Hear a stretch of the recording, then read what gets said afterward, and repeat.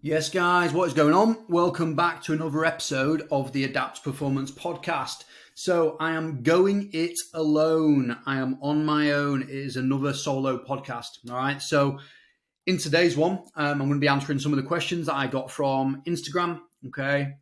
Still working through that list. And that's not because I'm super popular, it's because I ramble on and don't get through all of them in a wanna.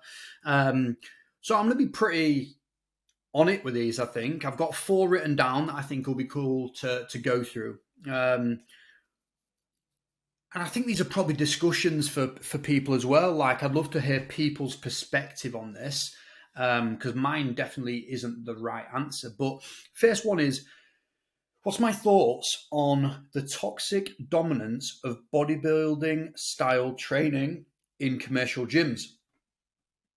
So, what's my thoughts on toxic dominance of bodybuilding training in commercial gyms? So I think that's a really interesting question. I think you'd be right in probably saying, commercial gyms probably have more bodybuilding style training than performance gyms, and they probably have more of that style of training than other styles of training. I think you probably get a fair amount of powerlifters as well. I think that's probably increasing a little bit, but not necessarily at bodybuilding style standard. And I think if we kind of have a little chat around what we probably think bodybuilding style training dominance looks like, it's your bro splits, it's your back and buys, chest tries, leg days, that type of thing. Do I think it's, well, that's the thing. If we've got bodybuilders, then great. I think it makes sense. That's the way to train. Well, actually, no. Take that back. It's not necessarily the only way to train. I think it's a valid way to train.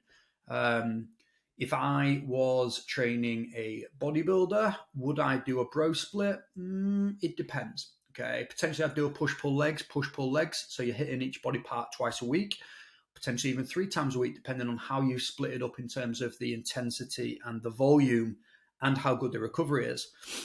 Because there's not that much in it in terms of how you actually approach the there's not that much in it in terms of the actual difference in gains, and some studies have showed that. So it's more about preference and what works for your lifestyle. But actually going back to that question then, you know what? I think I started out exactly there. My journey to get better at MMA was bodybuilding training, chest tries, back buys, leg day. Okay. I would run a Smolov Junior, which is a 4 bloody hell, 4 and squat workouts mixed together is squat. I would mix, I can't speak. Who's done this? 4 squat workouts a week. And this is all because somebody told me at training that I needed to get stronger legs. And, I've obviously read into that, looked at the research, looked at some of the programs out there, how to get strong legs. Okay, you need to do Smolov Junior, 4 squat sessions a week. Tell you what it does for you when you're not used to it: tendonitis. You get a fuck ton of tendonitis. But yeah, what we've got then. So I started out there, and it's because there's so much, or at the time there was so much readily available knowledge on that thing, of how to, increase your pec circumference and all that. It was just popular. All the YouTube videos were bodybuilders. There was a little bit on powerlifting, but it wasn't as popular. CrossFit was just coming into it, or at least becoming super popular when I started lifting. And I think it's hard, isn't it? Because if we look at the general population, okay, if I was to look at somebody across the road and I just see the average Joe moving about, they might play a little bit of recreational sport, they've got some kids, they mow the grass, they do bits and bobs, but they're not necessarily performance athletes. Would I get them on a bodybuilding split? Absolutely not. I would probably get them on full body workouts 2 or 3 to 4 times a week, and I'd just spread it out better. But then it takes a little bit more thought on where things go, to be honest with you. I think when you start looking at full body workouts, you need to be a little bit cleverer in where you put things. I think bodybuilding workouts are probably a really good way of getting people to learn movements, because you're grouping it super easy. Okay, you've got a chest day, okay, which is push. And I think for what it is, it's probably good at teaching people about the body in a way. It's easy programming. But I would personally look to not absolutely ruin the legs for 5 days, so they can't pick up the newborn child. And I would probably go for full body most of the time, or at least upper lower, just so you can spread that volume out.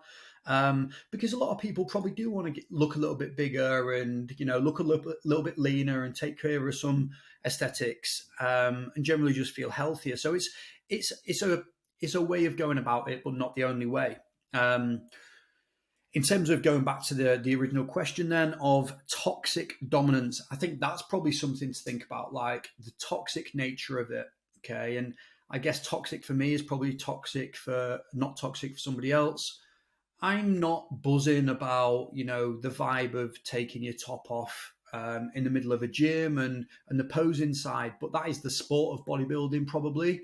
If you're a bodybuilder, does that make it okay? And does it not make it okay for me to do it if I look like I do?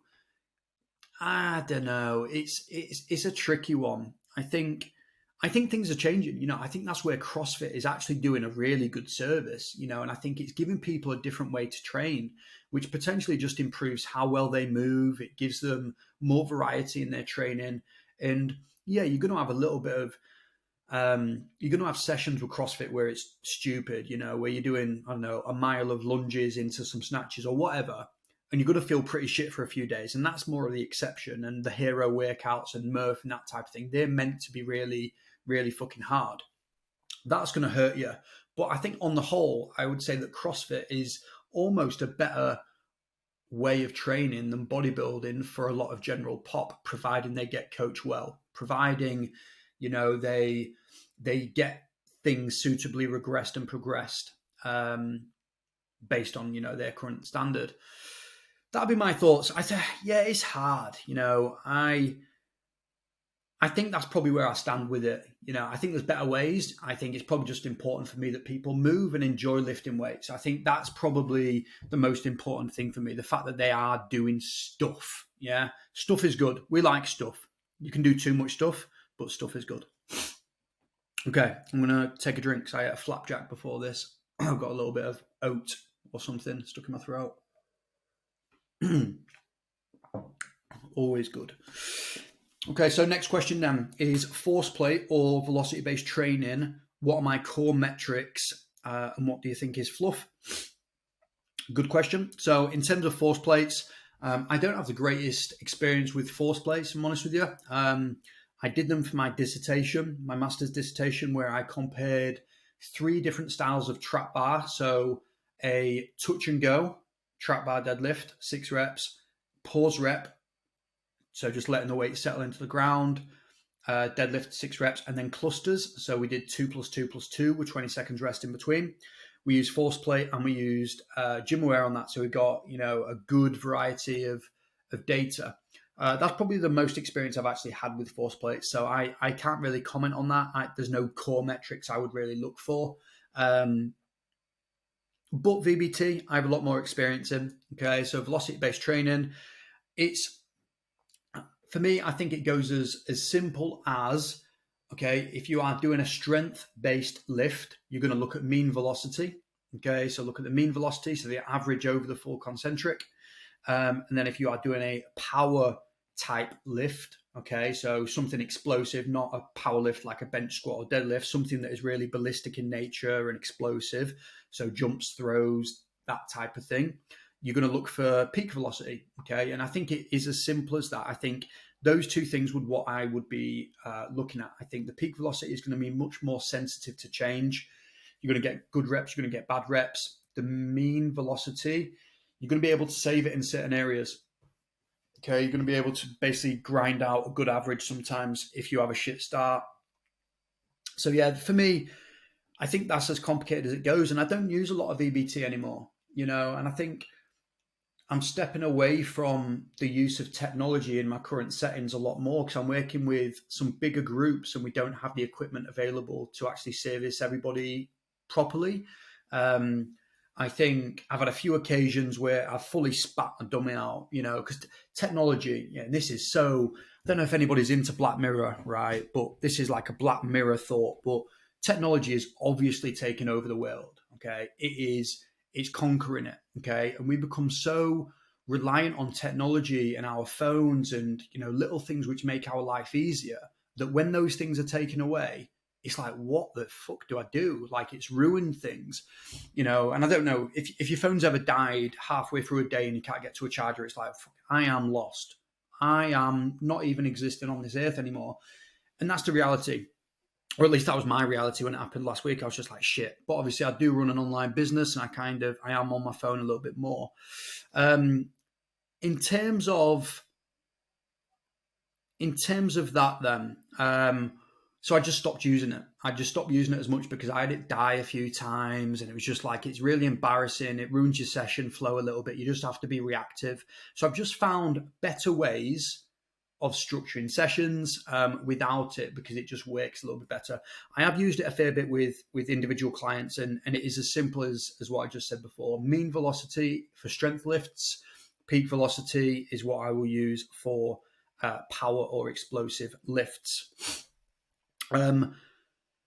Next one, what are my thoughts on S&C to the wider audiences outside of performance sport? Absolutely. Okay, it kind of goes back to that first question. The same as I don't think bodybuilding is the only way that a general population, average Joe who doesn't play a sport should train. I think, there's other ways for them to train to make them feel good and look better. I think S&C isn't just reserved towards sports performance. I think the concept, and again, this is probably another discussion piece for somebody, but if somebody wants to kind of debate me on this, let's have it. But what is the difference between S&C and personal training? That's the age-old thing, isn't it? Like, for me, I think some people would assume that strength and conditioning coaches are better than personal trainers, and I think that's wrong. I know some great personal trainers that don't have S&C knowledge or experience, and I know some S&C coaches that have been to uni, got 2 degrees, got experience, and a UK SEA, and I think they're shit. I don't think they're necessarily cracked up to, they're not everything it's cracked up to be. So one isn't better than the other, but what is the difference? In strength and conditioning, I would generally say they have a little bit more of a scientific underpinning, and logical reasoning, which underpins their programming decisions. But not always. I know personal trainers which are so dialed in with that, and are far better than some of the greatest coaches I've ever met.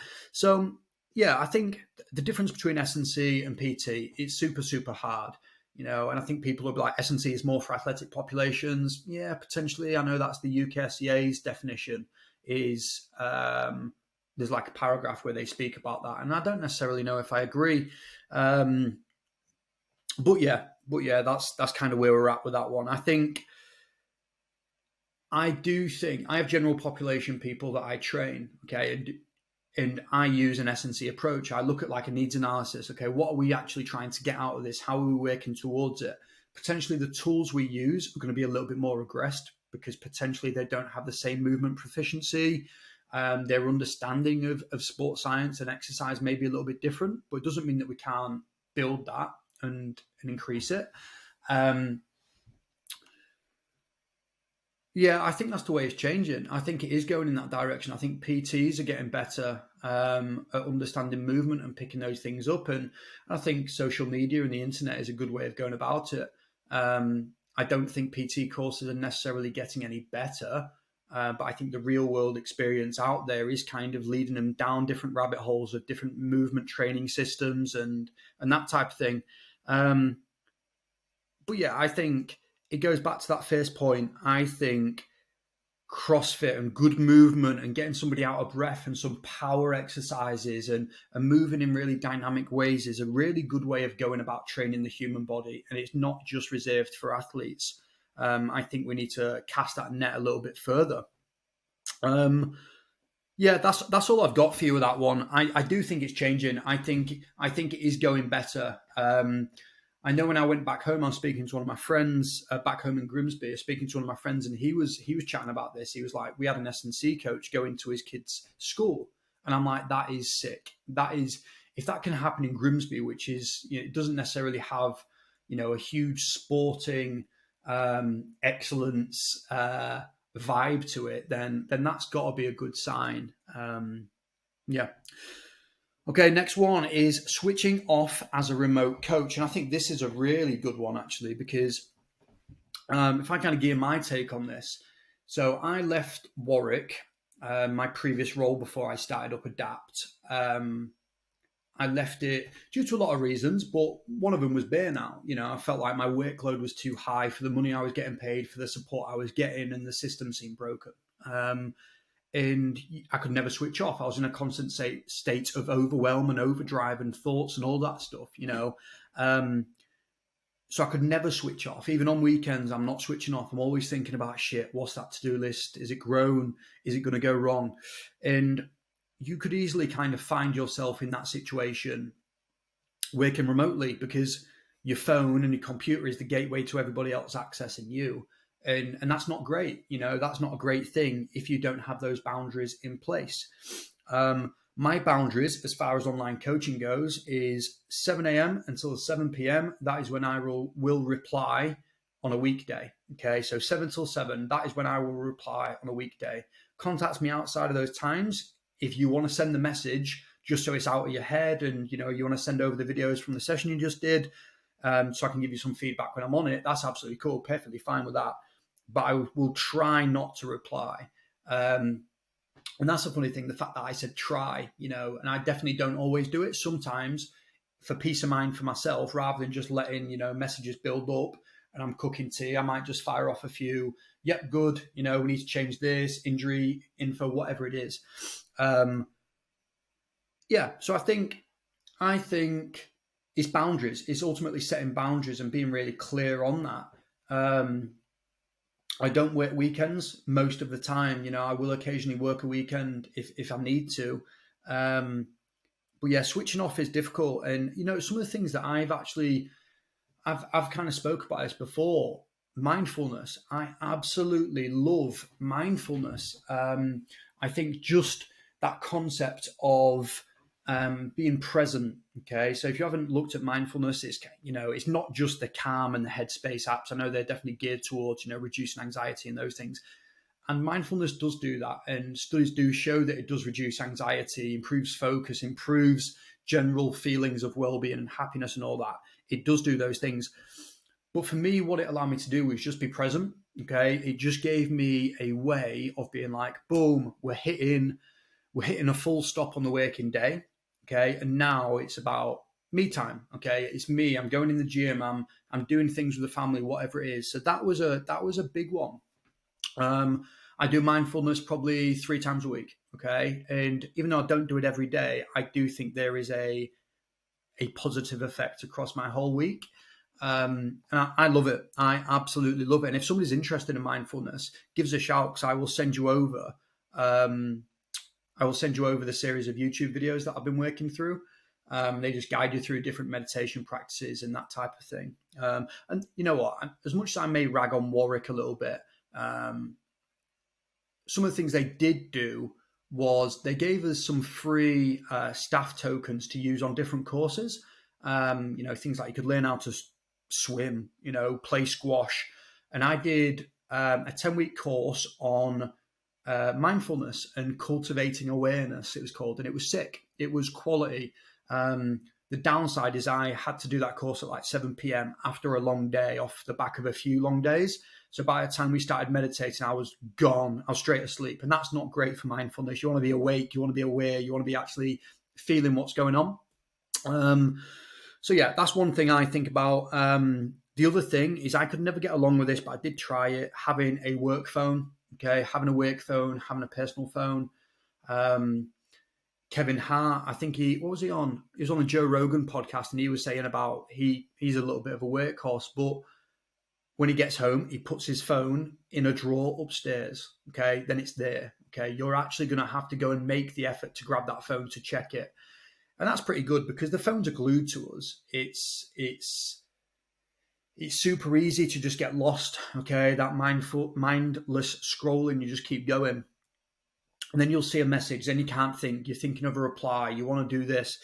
So yeah, that's kind of my thoughts there. But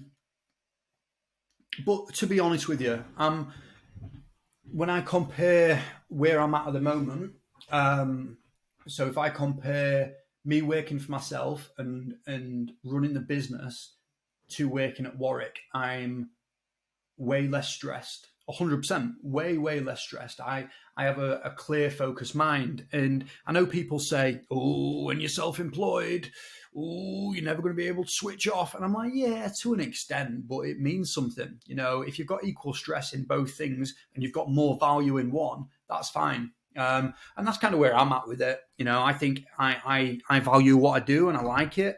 So I don't find it as much of a something I need to switch off from as much, you know, and maybe that's wrong. Maybe in 10 years, I'm going to face another bit of burnout. Maybe I'm going to be in an asylum because I've had a breakdown. I'm not sure.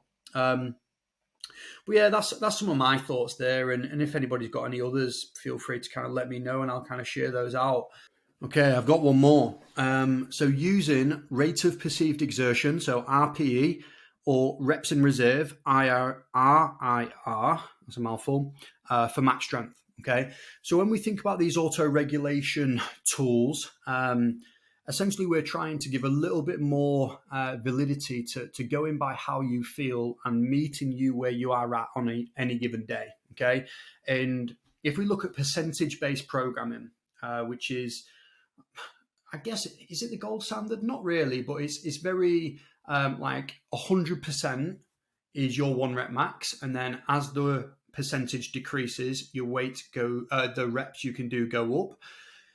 So that is kind of what we're thinking about when we think about intensity. We're thinking about 1 rep max when it comes to lifting weights. Reps in reserve and RPE allow you to basically adjust any program and see where you are at on any given day. If we was to take 100 kilo bench press, for example, okay, so I've got 100 kilo bench on a Monday. Fantastic. We go on to a Tuesday. From the research, we know that your strength levels can vary by as much as 18% either way on any given day. Okay, so that is a 36% bandwidth of strength, okay, which is huge. I've never woken up 18% stronger. I wish, but we know that it can happen. We know that there are going to be fluctuations day to day and week to week. So if we take that example of a 100 kilo bench press, all right, and we say a common strength building guideline is like 5 sets of 5 at 80% of your 1 rep max, which would be 80 kilo. Okay. If we say, actually, I woke up one day and I was 18% weaker. Okay. So my 100% was 100 kilo. I woke up 18% weaker. My 1 rep max would be like 82 kilo, you know, and I'm still going to go into the gym and I'm still going to do my 5 sets of 5 at 80 kilo without adjusting and seeing where I'm at on any given day. I'm now trying to do 80 kilo for 5/5s when my 1 rep max is 82 kilo. That's bad. Okay. For a few reasons, what we're going to get there is, 1, I'm either not going to hit the reps. 2, I'm going to grind them out and they're going to be fucking ugly and they're going to be horrible and they're just not going to be very nice. Or 3, I'm going to actually dig myself into a deeper fatigue hole and it's just going to impact on the rest of the week. So when we think about percentage-based programming, it does have its drawbacks. Okay, it's not perfect. No method or principle is really perfect. But if we look at rate of perceived exertion and RAR, essentially what you're doing there is measuring how you felt on that set. Okay, if you do, I don't know, 70 kilo in your warm-ups for 6 reps, you can then look at it and be like, okay, I had 5 reps in reserve there. So you can start to build up an idea of where you're actually at and how strong you feel on any given day. You're just going by feel, okay? And you're going by feel, but you're attaching numbers to that feeling. RPE is basically, you'll see it in powerlifting circles quite a lot, where they will say, okay, I did bench press 130 at RPE 8.5. Okay, so if it is an 8, you've got 2 reps left, or you think you could do 2 reps with that weight. If it's an 8.5, you maybe could have done 2 reps. If it was a 9, you could do 1 rep. If it was a 9.5, you maybe could have done 1 rep. If it was a 10, it was like an all-out grind. There's not a chance you could have done another. And reps in reserve is very similar. Okay, it's like the sister version, not the sister, but just like, it is so close. It's basically the same thing. So you just say, okay, I had 2 reps left in that set. This can be good. Okay, like I said, it meets you where you're at. Um, to be honest with you, I use it with some of my athletes. I don't use it with all my athletes. I think most of the time I will actually go down a route of education behind the purpose of that block or that phase of training. So at the start of the phase, when I send it over, I'll give them a good 10-minute kind of summary of, right, this is what we're doing. This is what I want from this. This is what I want from this. Beware of this. If this happens, this. Give them as much information to go off with. And obviously we can chat on a day-to-day basis anyway, but the more information you give them on what things are supposed to feel like, the more they can make changes. So if it's a max strength phase, okay, we're going to go into a max strength phase for the next 6 weeks. This is going to get really grindy and really slow, and that's going to be quite a good thing. Don't be scared of those slow reps, because that probably means we're pushing hard, which is good. But what I want you to think about is a little bit of a grading system over the next 6 weeks. The 6th week is going to be the biggest, is where I really want you to not miss reps, but I want you to be in danger of missing reps. And that's where I really want you to push it. And then if we just kind of backtrack all the way back to week one, I want to be easy. You could hit that in your sleep. You could hit week one's weights on, your saddest and downest of days. And that's all you're going to do. You're going to build up. And I want you to think about adding a few kilo a week, or you're going to work a little bit harder every week. Week one would be easy. Week two would also be an easy week, but a little bit harder than week one. Week three is like a medium intensity week. Week four would be a medium intensity week, but harder than week three. Week five would be a very medium, an extra medium. Week five would be a hard week, and then week six would be a very hard week. Okay, so we're gradually stepping it up. And I know some of the criticisms of this is some people will be like, well, you've just wasted 2 to 3 weeks of your programming because you started off at a lighter weight. And I disagree. I've had this discussion before. What you're doing there is you're settling into it. You're building momentum. You're adding blocks. You're allowing your technique to hold up. You're getting really tight. You're remembering things. You're getting really good at cueing. You're locking things in place, and you're still working on strength qualities. It might not be the top end, but you're still getting stronger. And the way I think about this is, if you imagine you've got a 100-meter race and everybody is on the start line, okay, they've all got their fingers on the line. They're getting ready. They're waiting for that gun, okay. When they go, they're starting from zero, and they push all the way through and they sprint. When you start a block a little bit easy, okay, on purpose, and you've got 2 weeks of building up until you get to those heavier weights, I see it as if you've basically started 10 meters back from that start line, okay. You get to build up speed, and you're still going to cross the start line at the same time as everyone else, but now you've got the additional momentum, which is just going to carry you that little bit faster and that little bit further. And for me, that makes so much sense, and I see a lot of success with that. Nothing kills a training program more or quicker than an athlete that goes in and just tries to 5-rep max every set. Give yourself time to actually get stronger. Give yourself time to get better at technique. And to be honest with you, that's what I've done for the most part. Like, I do teach people about RPE if I think they're a good candidate for it. I do teach people about RAR. But it's more around that education piece of what we're actually looking for. And once you've given them those things and you've helped them understand the why and the how, I think it's long-lasting education for me. And that's probably, if we think about coaches that are really good, are ones that kind of meet their athlete where they're at. Okay, have a vision of where they want to get them, but meet their athlete where they're at. They're not just going to use every system exactly the same for every athlete. And I think that's a true thing. I think don't use the same system or the same thing for every single athlete you've got, because everyone's different. Everyone's got different histories. Everyone's got different ways and different ways of working. So I think experimenting as a coach is a really good thing to do and find those perfect things, because not every tool is going to work for every athlete the exact same. For me personally, I've been training probably 10 years now. I've probably done 3 stints with RPE based training. So 3 6-week phases probably, and it was okay. It wasn't my preference. I've done probably more work with percentage based training and probably had better results, if I'm honest with you.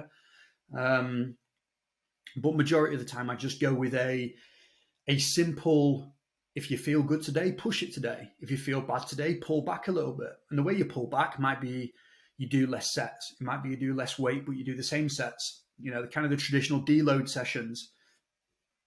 But it's worked for me, you know, and I know the criticism is going to be, well, maybe you could be stronger if you did it like this. Yeah, probably, maybe not, you know, unless we've got a twin of mine, it's not going to work. You know, we're not going to know that.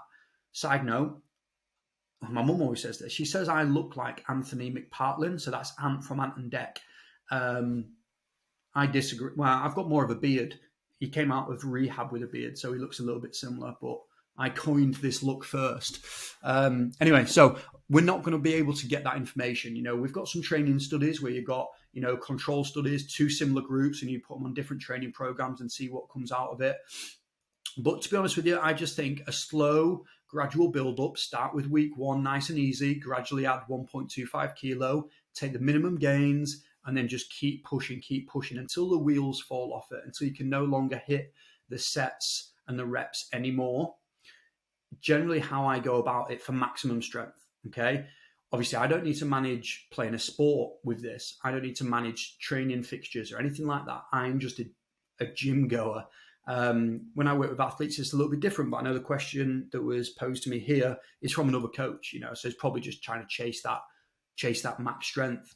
But I think it works. I will stick on the same program for 10 weeks sometimes, you know, just because the gains keep coming, you know, and I'll probably change once I plateau and I can't hit another rep or I can't push the weight up in any way, shape, or form on any of the sets for like 2 weeks, a fair 2-week go at it.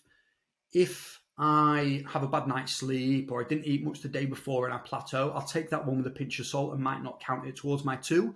But personally, it's worked well. You know, like strength is a long game. It's about longevity. Like you're not trying to be a world record holder tomorrow. You're trying to lay bricks one step at a time, you know, and just do a little something every single week to get you towards the end goal. So I think longevity, if I had to put like a slogan towards today, I think it's about thinking longevity. Just I think that's where a lot of people go wrong. I really do. I think people get too impatient and let the ego take over, or just have a little bit too ambitious thoughts for what improvement actually is on a week-to-week, day-to-day basis. All right, cool. So I'm going to wrap it up there then. So thank you for joining me on this journey through a few really good questions. Like I really enjoyed the toxic dominance thing, and I think that's just an interesting question in general. The S&C to a wider community, super important. Switching off as a remote coach. I'm definitely not perfect with this, but you know I have a good few years of experience now. And then just finalizing things with a little bit of programming chat. As always, with these podcasts, if you enjoy them, let me know, okay? Tell somebody about them, share it on social media, give me some feedback. All those little things just give me a little bit more information to go off so I can keep making these things better and keep growing the podcast. All right, cool. If you have got any questions for me off the back of this, send them over. Otherwise, I will speak to you all soon. Thank you very much.